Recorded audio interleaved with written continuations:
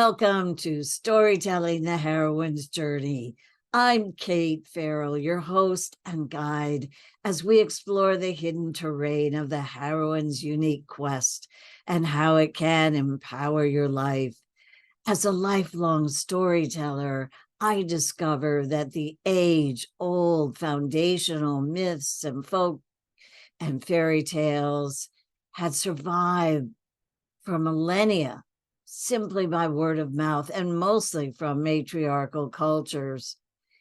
In the last episode, we met the ancient heroine Psyche from the Greek myth Psyche and Eros, a mortal maid who was confronted by the goddess Aphrodite and challenged by her to complete 4 impossible tasks.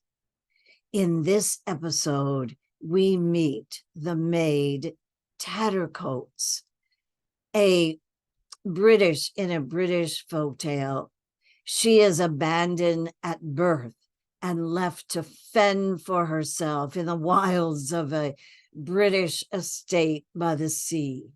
How does she survive, and what does she learn off by herself?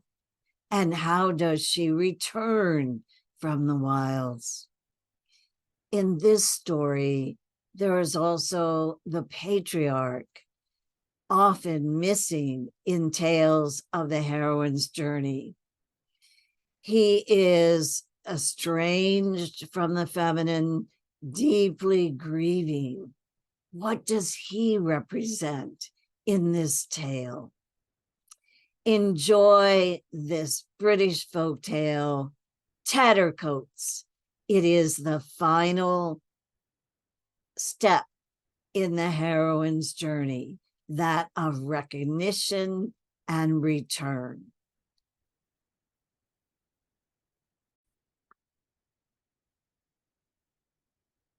A British Cinderella story, Tattercoats.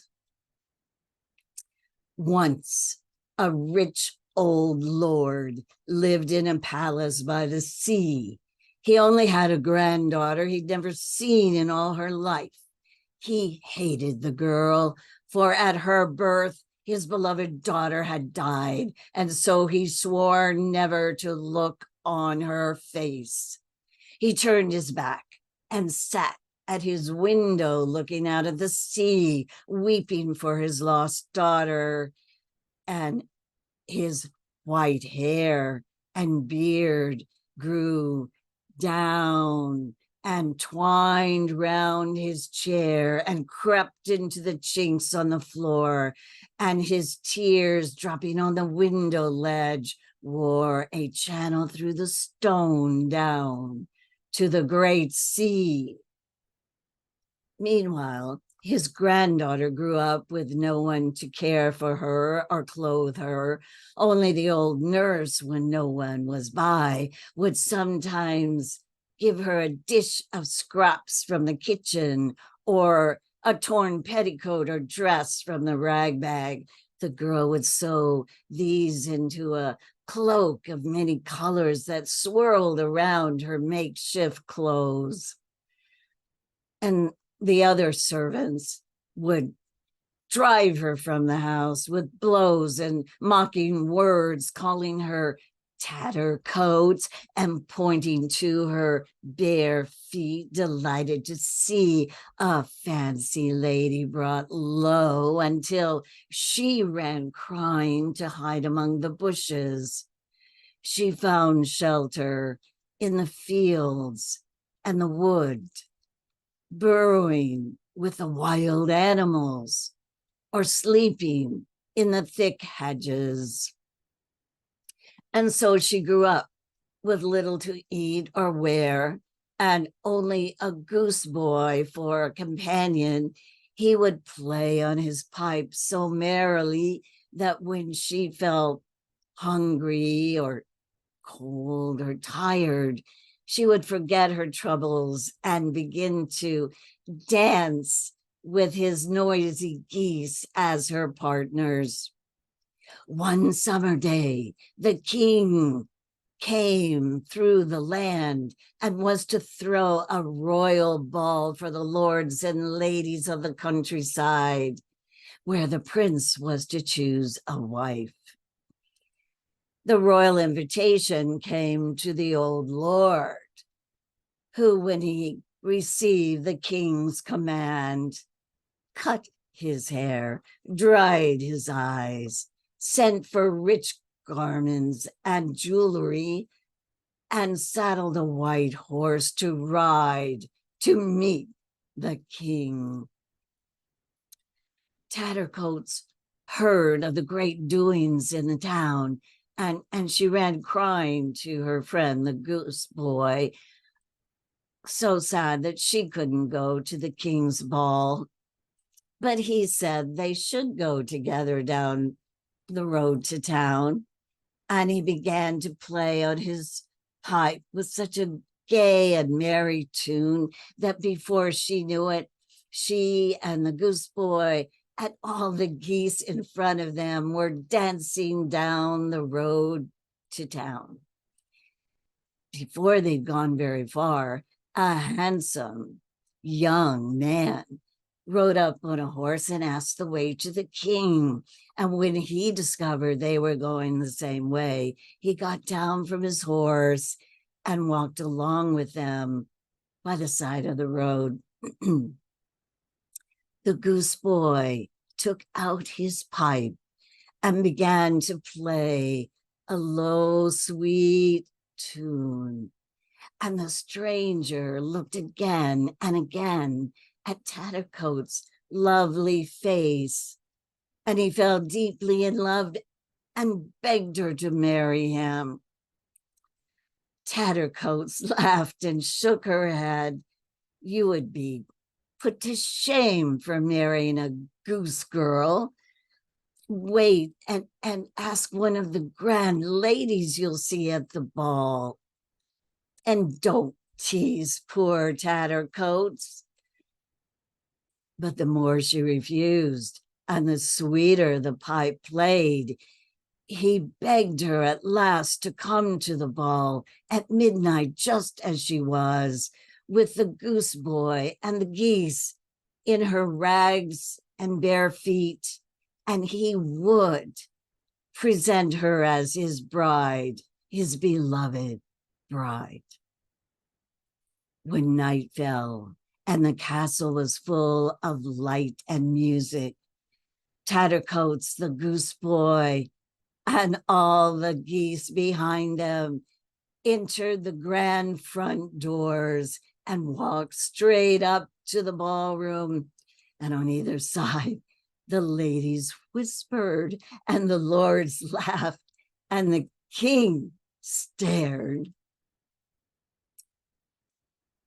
Tattercoats' lover rose from beside the king and took her by the hand and kissed her thrice in front of all. Father, he said, for it was the prince himself, I have chosen my bride, and she is the loveliest and sweetest maid in all the land. But before he could even finish speaking, the goose boy put the pipe to his lips, and he piped a low note that sounded like the call of a bird deep in the woods. And as he played, Tattercoats' clothes changed into shining robes sewn with glittering jewels, and a golden crown was laid on her head. And the geese became dainty pages that carried her long train. As the king rose to greet his daughter, the trumpets blared out to announce the new princess, and all said, ah, the prince has chosen the loveliest maiden in all the land. The goose boy was never seen again. The old lord left for home, for he had sworn never to look on his granddaughter's face. And there he still sits by his window, weeping even more bitterly as he looks out on the great sea.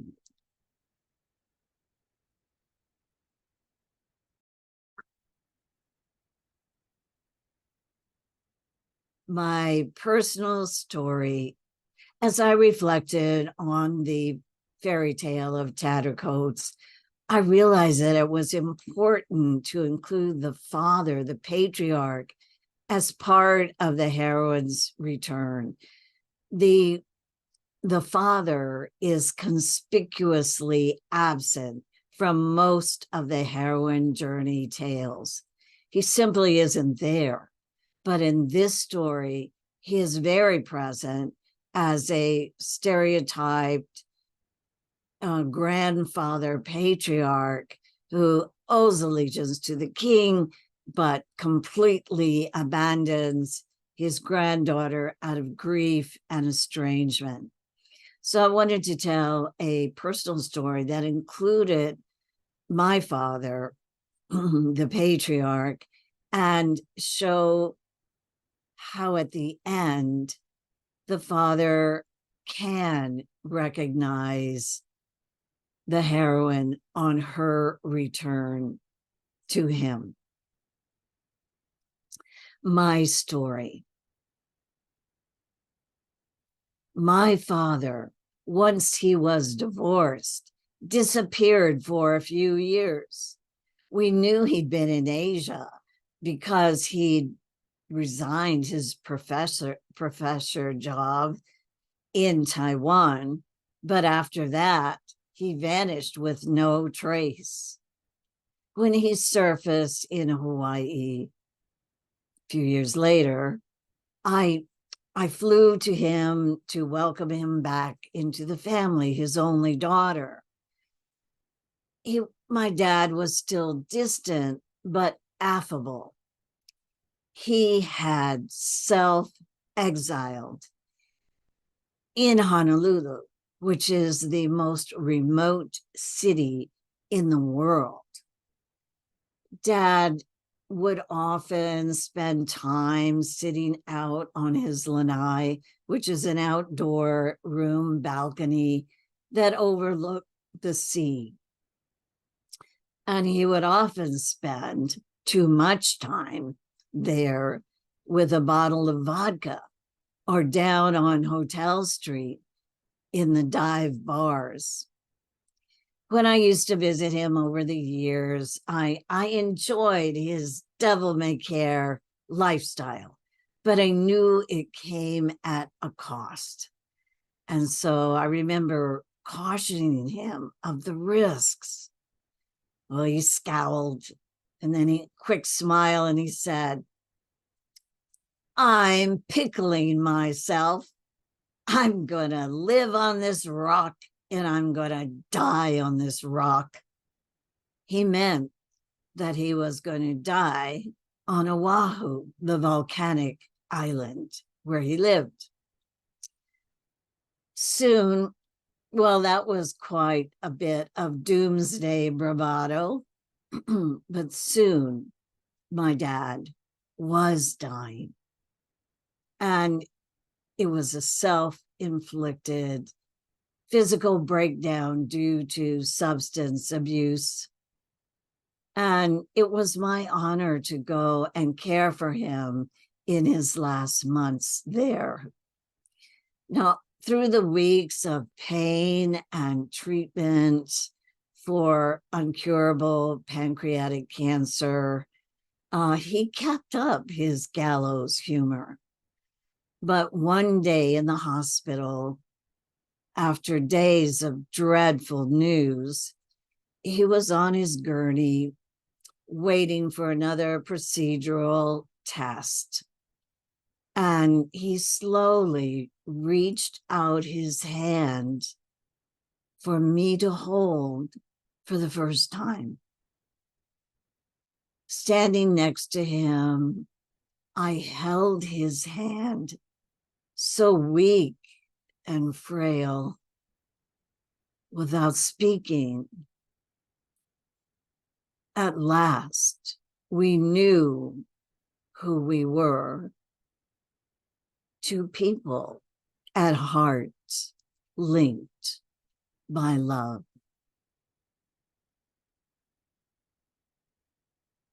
Reflections.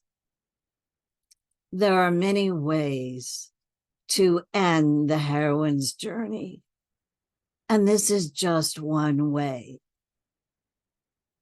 But what is most important is that the heroine be recognized as a loving woman who freely gives her love and receives it, even from the patriarch.